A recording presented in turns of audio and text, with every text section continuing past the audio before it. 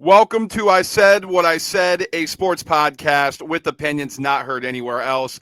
I'm your host, Bradwood Kai, coming to you from Brooklyn, New York, and that is my co-host, Tyson Gentry, coming to you from Missoula, Montana. And Tyson, today we have a very interesting discussion, I think, when we talk about the NBA.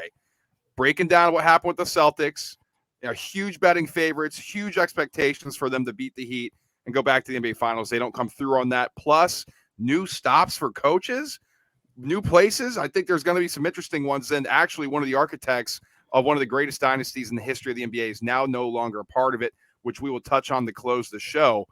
But Tyson, I know you're excited to get into the Celtics because you were chomping at the bit for the series to end. I'm a hater. That's all it is, really. I mean, I've been so I went to the March Madness opening round, must have been 2017, when Jaylen Brown was on Cal, and we were all juiced up and excited to see Jaylen Brown. And that morning was when the report came out that he wasn't going to play. Cal goes on to lose to Hawaii.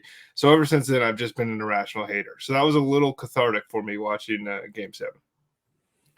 We'll get into a ton about Jaylen Brown. We'll talk about everything. I think first, though, and we'll break down the NBA Finals later this week, so don't worry. It's going to be coming out for you all in a separate episode. But we just want to talk about the end of this because it had been so long between when the Nuggets and Lakers series wrapped up that we thought it was going to be a quick one regarding the Celtics getting swept. But no, they fought back. They almost did the unthinkable, coming back from a 3-0 deficit. But Tyson, they couldn't pull it off in the end, even at home. The first time that a team down 3-0 had an opportunity to close it out on their home floor, and they couldn't do it.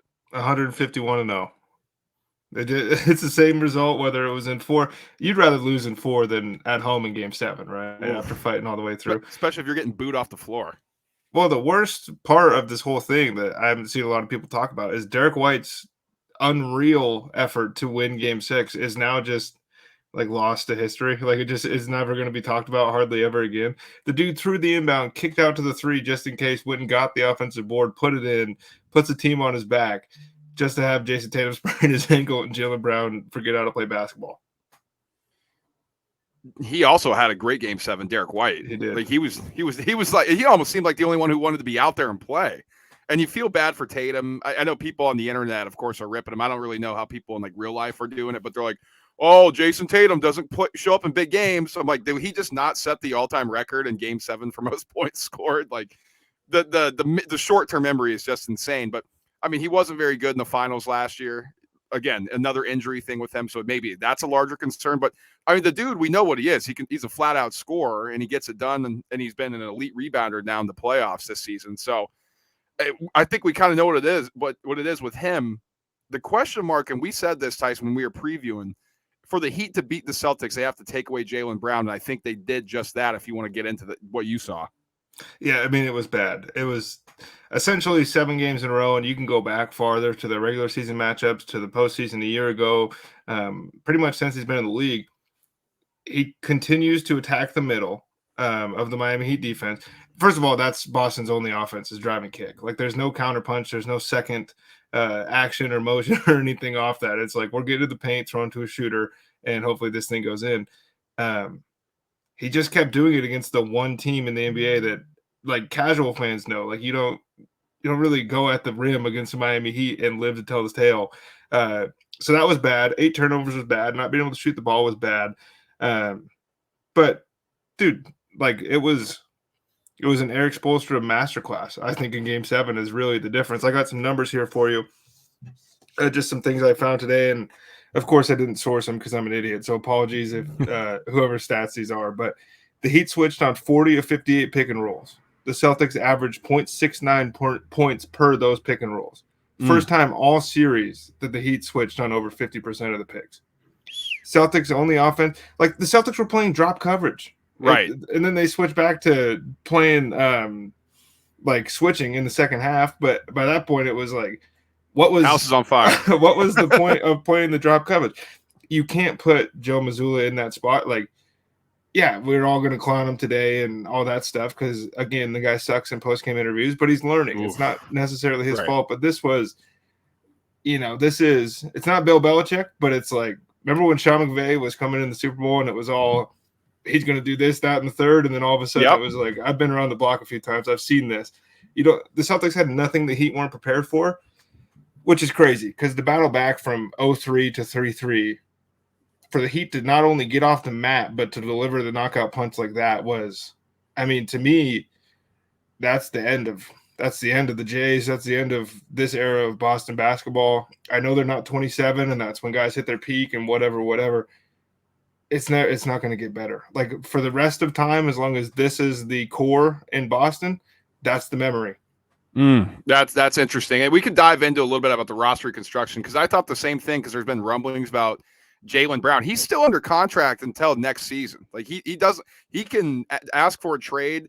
There's an opportunity that the Celtics have to extend them. That's their first thing. But I want to go back to what you said about Spoelstra versus Mazzulla because it reminded me of last year in the finals too with Kerr and Udoka, because Udoka was coming in as hot shot coach. Like, look at all these adjustments. And it reminded me of McVay. And Mazzulla got a little bit more hate than, Udoka did coming into it. Like, we're just like, man, this is going to be a horrible mismatch with coaching because, the Boston fans are rumblings about Mazzulla. Like, how good is this guy really? When in the beginning of the season, when they were setting these offensive records, it was like, this guy's a genius, And so he didn't get quite the Udoka or McVay treatment going in. But, like, last year, even Steve Kerr, like, he just took away anything that the Celtics did.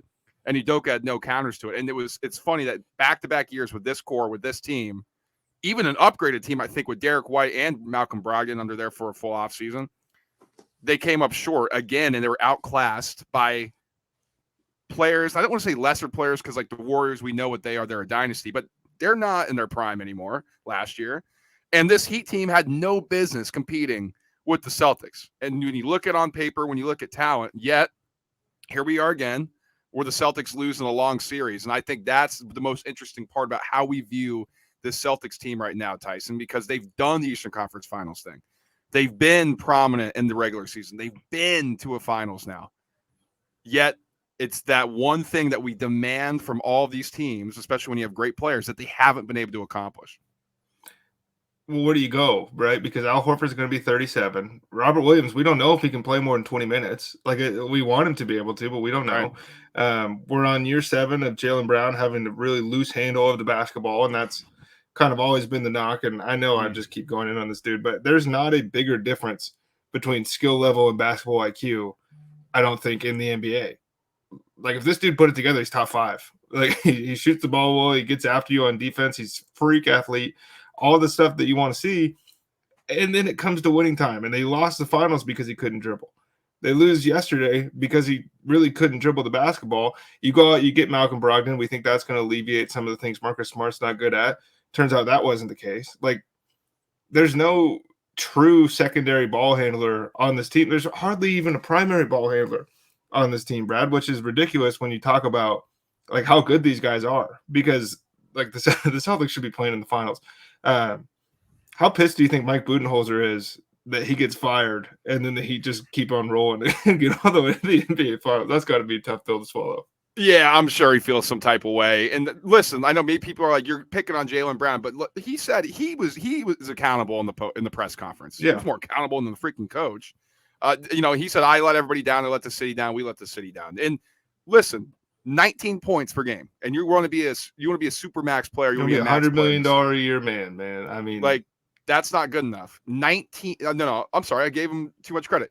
16.3% from 3 in this series, and he's a shooter. He's a shooter. Shot 41.8% from the field. He had the second most turnovers in the series with 25, and that's coming with 24 assists. A negative assist to turnover ratio in this series. It's just not good enough, man. Like, listen, I like Jaylen Brown. I think he's a good player. But if, like you're saying, if we look at this roster and we kind of talk about questions and where do they go from here as we're evaluating the Celtics, Tyson, you seem to have your mind made up. Like, you think one of these guys has to move, whether it's Tatum or Brown. Like, which one are you staking it into? Like, do you think you get more from Tatum so you can build more around Brown, or you just say, hey, let's see what we can get for Brown and move on? Well, you don't trade guys like Jayson Tatum before they're like 35, unless he like asks to go somewhere. I mean, he's just better. I think the one thing is, if you give both these guys their supermaxes, then you're legitimately paying over $100 million to 2 players in a couple of years. And that hinders a whole heck of a lot of things. Grant Williams has an offer sheet, or will have some offer sheet, that the Celtics probably won't be interested in matching with the new CBA as far as the luxury tax goes. It's going to get really steep, especially for a team that doesn't have, they don't have any banners hanging that are worthwhile in Boston. In Sacramento, they'd be pretty pumped with how this team's playing, but that's the market that you find yourself in. So you got to be better. If I'm them, look, this could all be mute if Brad Stevens moves back to the bench. I think if Brad Stevens takes over as the head coach again, which is so unlikely, but would be awesome. I think we had a lot closer series, and we might be talking about Boston playing Denver in the NBA Finals. That's how outmatched and outclassed Joe Mazzulla was. But that seems unlikely. So then, to me, pick one or the other. I would pick Jaylen Brown to move. Everyone wants it to be Damian Lillard. I think a more likely scenario would be to send Jaylen Brown to Portland for Anthony Simons and the number 3 overall pick. I don't know if that's a trade package that interests either side, but that makes more sense to me because it's not going to be Bradley Beal. It's unlikely that it's going to be Lillard 1-for-1. The Celtics can give you their 24 pick, their 26 pick, and their 2030 pick along with some swaps.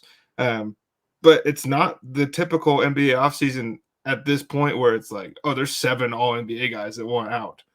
It's just the way the cards fell. And so now it's like it's cleanup duty because do you want to compete for the rest of Jayson Tatum's window? Yes. Do you think these two can compete at an NBA championship level? I don't. So then, you're on to the next. I think especially if you look at the East as a conference that's going to continue to grow. I mean, the Sixers are – we'll talk about them in a bit. We'll talk about the Bucks in a bit. You assume the Bucks have a higher ceiling just because they have Giannis. You assume it can only get better because we view any upgrade over Budenholzer as an upgrade, just that, because Budenholzer's just not very creative offensively, and we saw that. Sixers, who knows? Like that's an organizational thing they have to piece together. But the Magic, maybe in 3 years, like they got a ton of talent. Like if some of these younger teams start piecing together, like Detroit, there's a whole bunch of there's a whole bunch, right? And so if you're sitting there like, oh, we're good, like look at the East now, I don't think that's a smart way to think about it. But that's interesting, Tyson. That trade package, I want to go back to that quick before we look at who's going to be on the roster next year.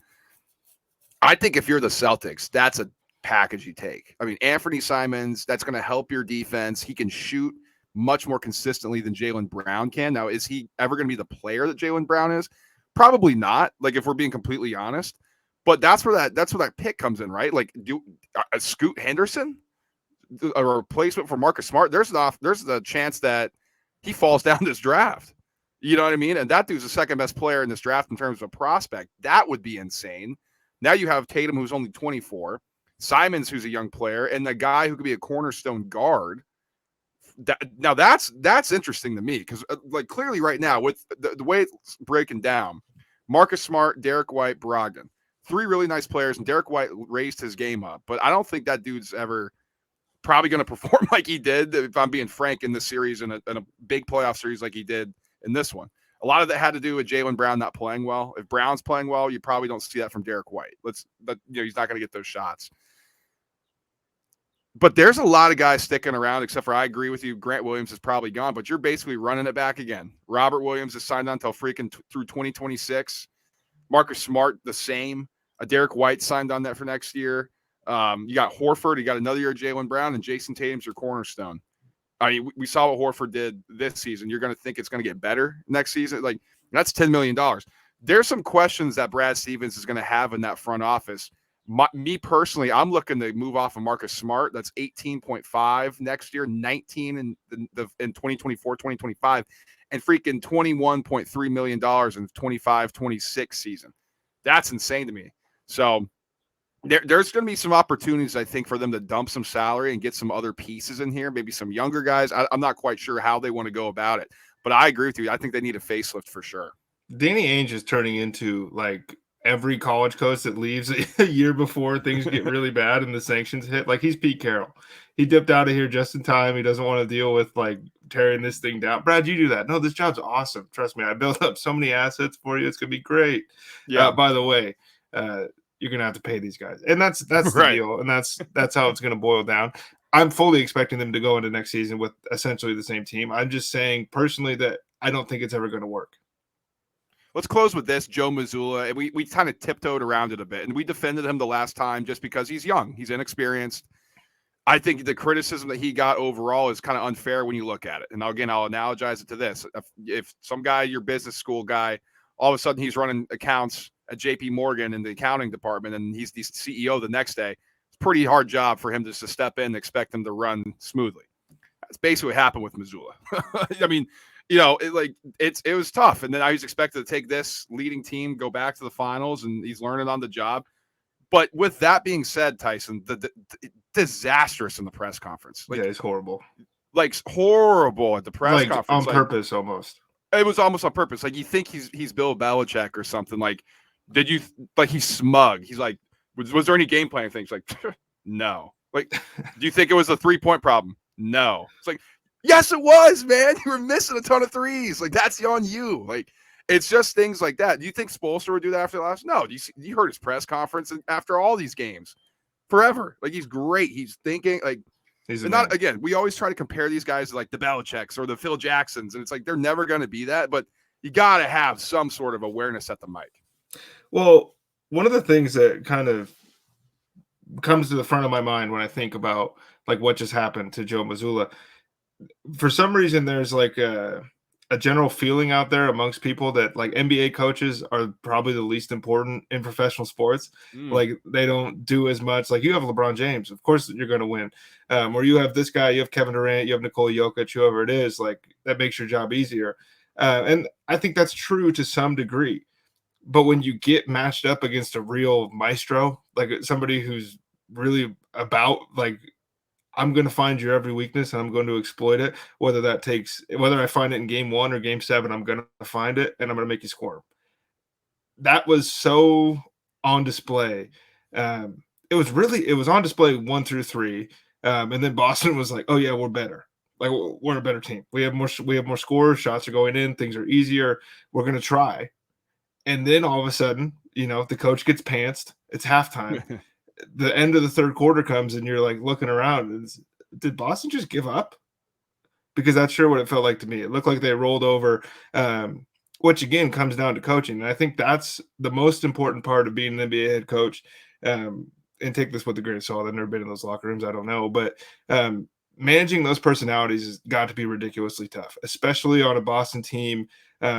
Like we know Jaylen Brown is super outspoken. Seems like a really smart dude, but that's probably tough to manage. We know Robert Williams had some character concerns that led him to become A, Time Lord, and then B, on your team in the first place. You're younger than Al Horford. Like all those things are tough. So when you're going against Eric Spoelstra and Pat Riley, good luck. Because there's 5 guys in the NBA that you like, okay, Spo's not going to like clown this dude. And Joe Mazzulla is at like the bottom of the list. And look, is he better than like Nate McMillan or somebody like that? I don't think so. And so we wouldn't be hating on Nate McMillan today if that happened. So give him a little credit. He's 34 years old. The question is like, who's touching this guy after this? Because I don't think he keeps his job. And I don't know if anybody wants to just like welcome him in. You're going to have your coach talk about watching The Town 4 times a week? Like, that's his number one thing? Get out of here, dude. Yeah, that, like, it was sick for, like, me, who loves The Town. I'm like, yeah, it's sick. But it's like, dude, you're running a freaking professional basketball franchise here. So, I mean, how do you have the who time? knows?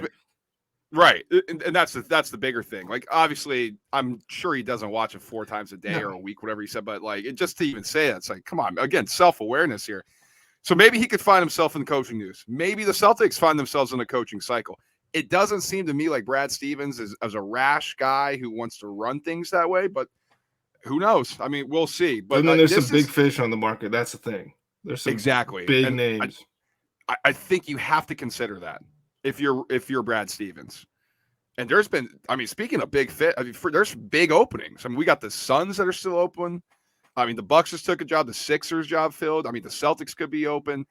There's, I mean, speaking of talent, the Pistons, that's still open. There's a ton of talent on that roster. So let's get into it a little bit, and we'll start here with my team, the 76ers, who hired Nick Nurse. And if you were listening, I had a passionate plea.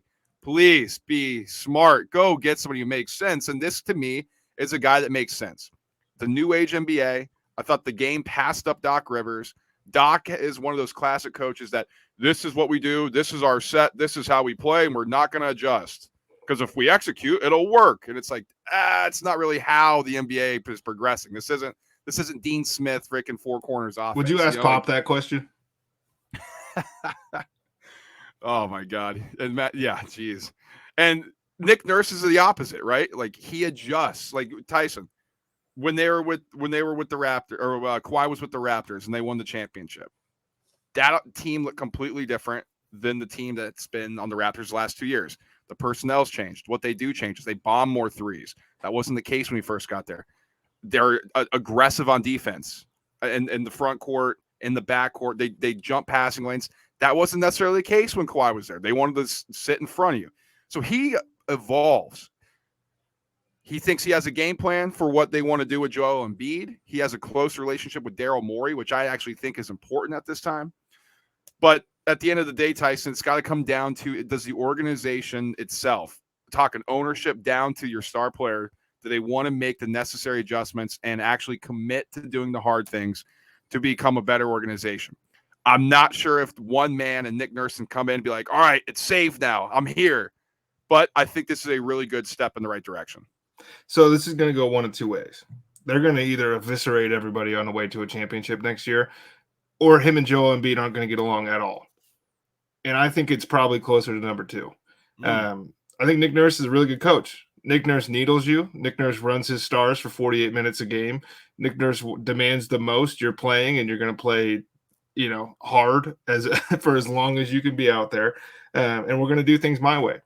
And Joel Embiid has kind of time and time again been like, I'm going to be lackadaisical here. I'm going to cut corners maybe here and there on my conditioning and my rehab and things like that. And I'm going to do it my way because I can show up and win MVP. I can get 30 points and 14 rebounds playing like this. So who are you to tell me what to do?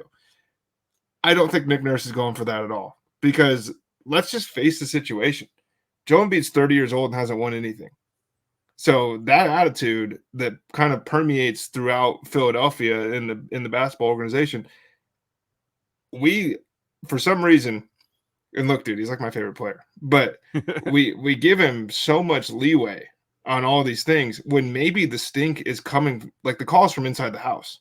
Oh yeah. And I think Nick Nurse is going to get that figured out real quick. And like, there's a chance that Joel Embiid wants to play somewhere else at next trade deadline, because I think Nick Nurse is going to get on his ass in a way that nobody has probably since Bill Self.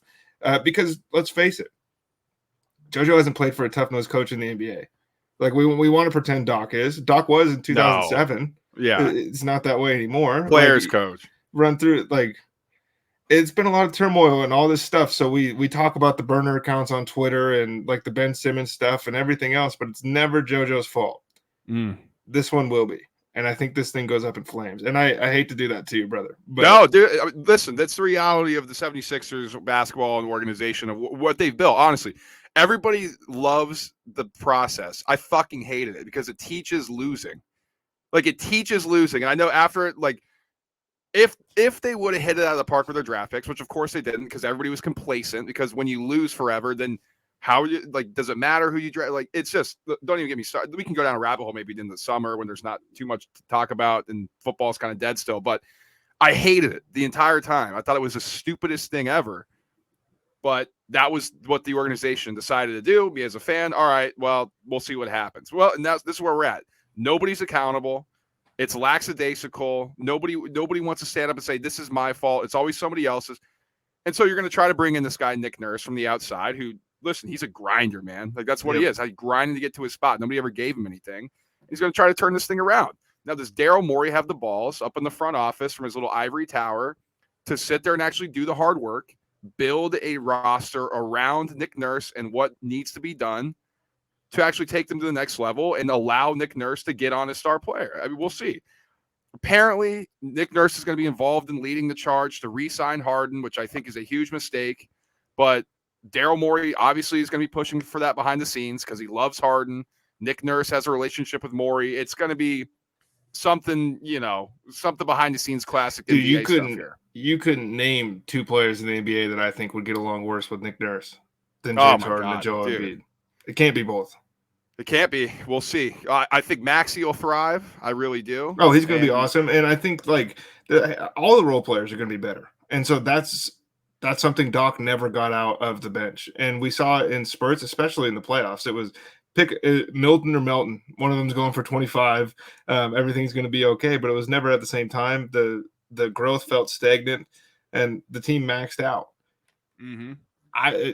It's not like Greg Popovich or Phil Jackson or like Pat Riley. No, Nick Nurse is great. He's not those guys. It's going to be weird, man. And we'll see if he grew from his time in Toronto. It wasn't perfect. Like, he Anytime you get himself out of town. You gotta grow. Listen, Pat Riley left jobs. He got fired. It happens. You know what I mean? Like all these great guys, they get fired eventually. Like if you're coaching, you're probably going to get fired at some point in your career. Okay, let's move over to this, and then we'll talk about Bob Meyers. But the Bucks decided on their coach, Adrian Griffin, which I actually think may have come as a surprise to a bunch of people. This might actually hurt the Raptors because you lose Nurse, kind of kick him out of the door, and then Griffin, who was his lead assist, ran the defense, been involved in a ton of player development, namely Pascal Siakam on this team. Well, he goes to the Bucks, and apparently this was Joel Embiid's choice. They actually selected Adrian Griffin over Nick Nurse when it came down to it. So you mean Giannis? Giannis, I'm sorry, Giannis on the Bucks, which I think is interesting, to be completely honest with you. So he sees something. Now, Griffin used to play in the NBA, Seton Hall legend, a journeyman role player, but just grinded out his time in the NBA for 9 seasons. He did the same thing as a coach. This is, to me, what the Bucks need. I feel like they got a little bit too in love with what they were doing. That offense became a little flashy. Let's just kind of stand around and watch. And they got away from what made them great, which was their defense. Griffin is a defensive mind. Like he learned his stuff under Tibbs. He learned his stuff under Scott Skiles, Billy Donovan, and then Nick Nurse, who's a defensive guy. I think this is scary if it all kind of comes together and if they can put together a good roster around Giannis. I mean, you said it. This team somewhat lost their edge over not so much during the regular season because there were still spurts where it was like, oh, yeah, that's the best defensive team in the NBA. But they couldn't hold it for 4, 5, 6, 7 games in a row over the last couple of seasons. That's not going to fly. I mean, there's other stuff surrounding Adrian Griffin right now as far as like legality issues and things like that. So I wouldn't like circle the wagons or anything because we've seen in the NBA that until the contract details are announced that nothing's ever final.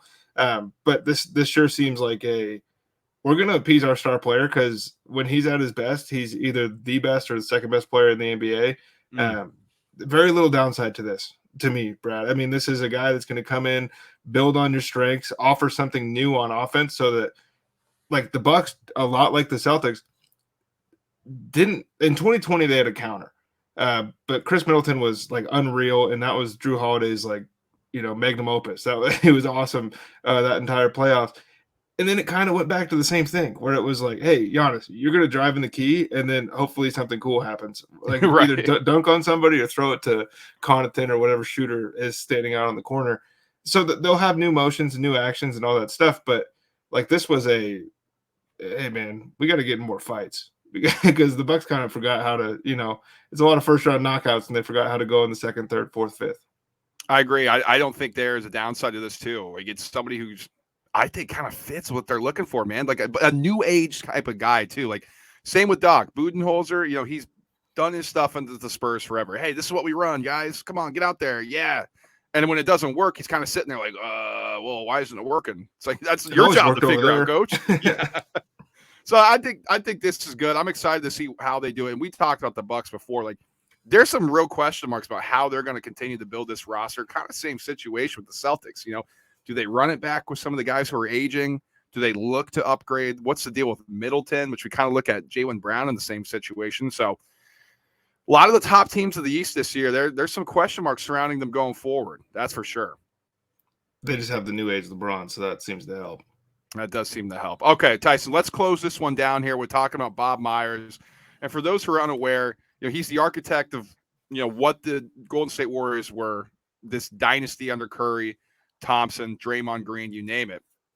It's been impressive, man. And it's honestly not necessarily sad just because I'm not a Warriors fan. I just think it's just interesting to kind of see hey, man, it kind of seems like this Warriors thing is coming to a close. Like Draymond's talking about, I screwed up the locker room chemistry. We got Clay and Steph doing golf things now. Like, oh boy, it's looking like it's 12 from holes Twilight too, Zone. right? Something like that. Like 2-time executive of the year for Meyers, 4 NBA championships, president and general manager, and he just said it's time to step away. I mean, you can't be surprised. Steve Kerr said in his post-game presser after they lost to the Lakers that this feels like we tapped out. Like that was the maximum potential on this team. And I, because I'm a sicko, I was trying to read between the lines. It felt a whole lot more to me like, hey, that's the end of the road. Like, unless something crazy happens, we're not winning another one. More so than like, yeah, the Lakers are better than us. That's as good as this team can be, blah, blah, blah. Because that's probably the best version of the Warriors you're going to get going forward, because the money gets bigger to the stars. We don't know what's happening with Draymond Green. There's a whole lot of questions, but like this dude could have whatever job he wants tomorrow. And so that's where it becomes interesting. Is this a year off? Is this a retirement? Or is this like, hey man, I want my next challenge? To me, Tyson, I think he's going to – now this is just complete – I have no idea what he's going to do. I think he's going to build back as like a sports agency or something. He came from that background. He was a sports agent, got into the front office. He said he's unsure of what he's going to do. Could just return to this team side. If he does, he's going to be an executive probably. Yada, yada, yada. You just kind of, whether it's ownership side, front office, whatever the case may be. I think he may try to go back to player relationships, try to build something, another agency, whatever the case may be. That's just my projection. He builds an agency and snipes Pelinka from the Lakers. Oh my God, dude. That'd be a twofer. Crushes the Lakers. Yeah. This is what you get for beating us. Now, as far as the Warriors are concerned, so Meyers he had a press conference, let's say today, it seems like. So let's see. We're recording on Tuesday. I'm trying to look at it here. So, okay. Joe Lacob, Warriors owner. Now, he's expected to be promoting his son, Kirk, who's currently the executive vice president of basketball operations. Always go well. And the VP of basketball operations, Mike Dunleavy Jr., they're going to be elevated more prominent roles. Whether that's to be what's actually going to follow or whether they bring somebody from the outside, who knows? But that's where the ownership is leaning right now to try to keep this thing going and rebuild. Well, this is the ultimate domino in the NBA right now. Is Steve Kerr going to stick around? Because if he doesn't want to be the coach of the Warriors anymore, then all of a sudden, like, maybe Boston becomes intriguing to him. Like maybe that's a relationship that he would like to start. But I think that's the thing. We won't know for a while, but I think we'll find out from Steve Kerr whether he still wants to be there. And dynasties rarely outlast their coaches. And so I think that's the final shoe. And what a ride for Golden State. I fucking hate you guys, but congratulations. It was amazing. I mean, the best basketball we've seen over an extended stretch, but it sure feels over.